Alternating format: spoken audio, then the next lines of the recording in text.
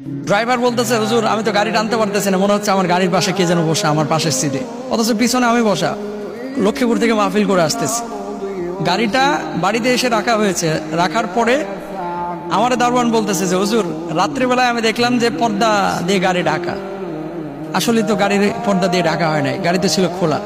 ঠিকই সিসি ক্যামেরায় দেখলাম যে হ্যাঁ, মানে সাদা দুইটা অস্তিত্ব আপনার আসলো ধোয়ার মতো, আসার পরে গাড়িটাকে কাভারের মতো ঢেকে দিল।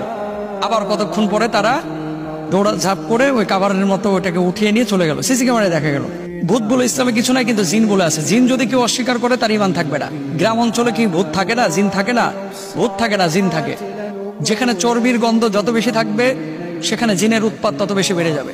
একটা বিষয় আপনারা হয়তো অনেকে দেখেছেন যে ভূত আতঙ্কে অনেকে গ্রাম ছাড়ছেন, অনেকে ঘুমোচ্ছেন না, অনেকে পালিয়ে যাচ্ছেন, এবং চারিদিকে শুধু ভূত আর ভূত ভূত।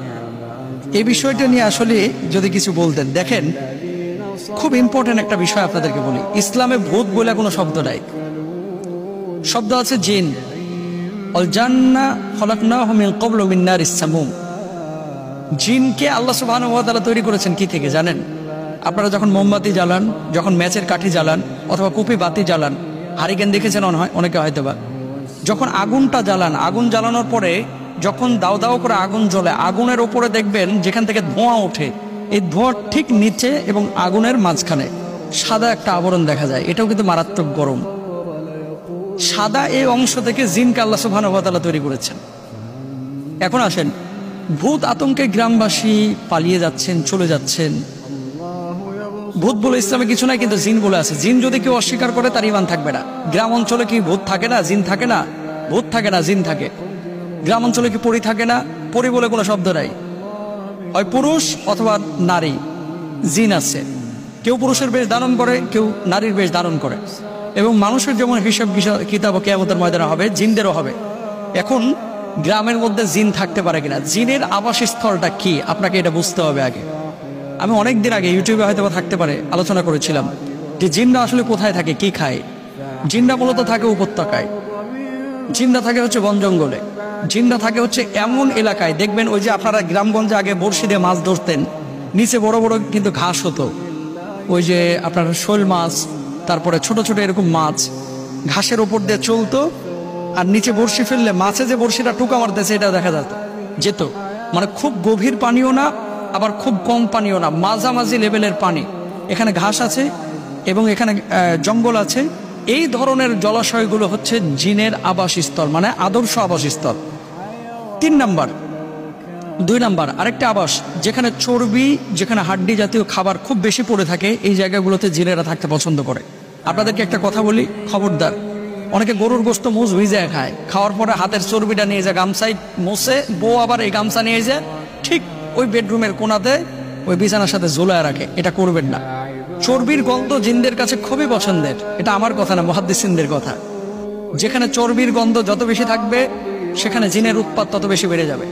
গ্রামগঞ্জে একটা ভুল আপনারা করে থাকেন, এই ভুলটার কারণেও কিন্তু অনেক সময় হয় জিনদের আসর বেশি হয়। অনেকে আপনারা গরুর মুখের হাড্ডি এই যে গাছের সাথে, কাঁঠাল গাছের সাথে ঝুলে রাখে, দেখছেন হয়তো অনেকে। আল্লাহ রাসূল সাল্লাল্লাহু আলাইহি ওয়াসাল্লাম বলতেছে জিনদের খাবার হচ্ছে হাড্ডি। কি পায়ের নলা ফেলায় দেন না চুইসে আপনারা? গরুর গোশতের সিনার হাড্ডিটা ফেলায় দেন যেখানে সেখানে, এগুলো ফেলবেন না। বাড়ির কোনায় চিপা চাপায় আপনারা ফেলায় রাখেন, করবেন না। এগুলো জিনের খাবার। যত হাড্ডি যে এলাকায় যত বেশি, ওখানে জিনের উৎপাত তত বেশি। সুতরাং যে এলাকার মানুষ আপনারা জিনের ভয়ে পালাচ্ছেন, আমি অস্বীকার করতেছি না।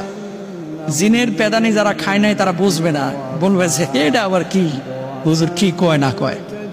শুনেন, বাথরুমে বসে আছেন, বালতি অটোমেটিক হাঁটাহাঁটি করতেছে, কেমনটা লাগবে আপনার ভেতরে? ঘুমে আছেন, গায়ের চাদর একা একা সরে যাচ্ছে, কেমন লাগবে? ফ্যান ভরতেছে, একাই ফ্যান বন্ধ হয়ে যায়, আবার একাই চালু হয়ে যায়। লাইট একা একা বন্ধ হচ্ছে, একা একা খুলে যাচ্ছে। এরকম হয়। সিসি ক্যামেরায় তো এখন প্রচুর দেখা যায়। 2 বছর আগে আমার গাড়িতে এমন হয়েছে। ড্রাইভার বলতেছে, হুজুর আমি তো গাড়ি টানতে পারতেছি না, মনে হচ্ছে আমার গাড়ির পাশে কে যেন বসা, আমার পাশের সিটে, অথচ পিছনে আমি বসা, লক্ষ্মীপুর থেকে মাহফিল করে আসতেছি। গাড়িটা বাড়িতে এসে রাখা হয়েছে, রাখার পরে আমার দারোয়ান বলতেছে যে হুজুর রাত্রিবেলায় আমি দেখলাম যে পর্দা দিয়ে গাড়ি ঢাকা। আসলে তো গাড়ির পর্দা দিয়ে ঢাকা হয় নাই, গাড়িতে ছিল খোলা। ঠিকই সিসি ক্যামেরায় দেখলাম যে হ্যাঁ, মানে সাদা দুইটা অস্তিত্ব আপনার আসলো ধোয়ার মতো, আসার পরে গাড়িটাকে কাভারের মতো ঢেকে দিল। আবার কতক্ষণ পরে তারা দৌড়া ঝাঁপ করে ওই কাভারের মতো ওইটাকে উঠিয়ে নিয়ে চলে গেল, সিসি ক্যামেরায় দেখা গেল। তো আমি যেটা বলতে চাচ্ছি সেটি হচ্ছে, জিনের অস্তিত্ব যদি আপনি অস্বীকার করেন তাহলে আপনার ঈমান থাকবে না, আপনি বেঈমান হয়ে যাবেন। কারণ ওমা খালাকতুল জিন্না ওয়াল ইনসা ইল্লা লিয়াবুদুন, মানুষ এবং জিনকে আল্লাহ সৃষ্টি করেছেন ইবাদতের জন্য। তাহলে জিনের আবাসটা কোথায়? যেখানে হাড় হুড্ডি বেশি থাকে, উপত্যকা থাকে, যেখানে সামান্য জলাশয় থাকে, ওই জায়গাগুলো আপনারা পরিষ্কার করেন যাতে করে জিনের আবাস করতে না পারে। 3 নম্বর আরেকটি জায়গা আছে, সেটি হচ্ছে অপবিত্র জায়গা, যেখানে যত বেশি নাপাকি সেখানে তত বেশি জিনের উৎপাত। এটা আপনাকে মাথায় রাখতে হবে। বাড়ির আশপাশে অনেকে দোমায়া পেশাব করেন আপনারা গ্রামগঞ্জে, এটা খেয়ালও করে না। পেশাব করছে বাচ্চা কাচ্চা, পেশাবের কাপড় নিয়ে যাবো ওই কোনায় ঠুসে রাখে, এগুলো জিনদের আবাস, এগুলো পছন্দ করে, এগুলো করবেন না। বাঁচার জন্য উপায় কি? তাহলে পবিত্র জীবন ধারণ করতে হবে, হাড্ডি এগুলো ফেলে রাখা যাবে না, জলাশয়গুলো কেটে ফেলতে হবে, সারাক্ষণ পবিত্র অবস্থায় থাকতে হবে, আয়াতুল কুরসি 5 ওয়াক্ত নামাজের পরে বুকে ফুৎকার দিতে হবে। এবং যে সমস্ত এই অঞ্চলগুলোতে, এই এলাকাগুলোতে আপনারা ভয় পান, সে সমস্ত এলাকাগুলোতে পারলে চেষ্টা করবেন মোবাইলে লাউড দিয়ে সূরা বাকারা ছেড়ে রাখতে।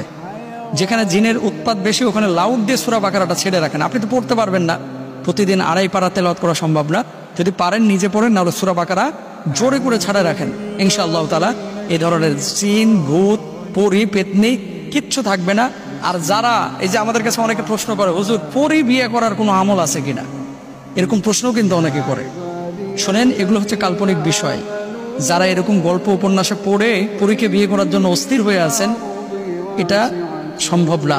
জিনকে মানুষ বিয়ে করতে পারে না। এটা সুলাইমান আলাইহিস সালাতু ওয়াস সালামের সময় সম্ভব ছিল। সুলাইমান নবীর মা নাকি ছিলেন একজন জিন, স্ত্রী ছিলেন নাকি একজন জিন, এমন বলা হয়, কিছু কিছু বক্তব্য থেকে পাওয়া যায়। রানী বিলকিস তিনি নাকি জিন ছিলেন, অনেকে বলে, কিন্তু এটা আসলে অনেক মতবিরোধ আছে। আল্লাহ তাআলা আমাদের সবাইকে বোঝার তৌফিক দান করুন, সহিহ আকীদা নিয়ে বেঁচে থাকার তৌফিক দান করুন, আমিন।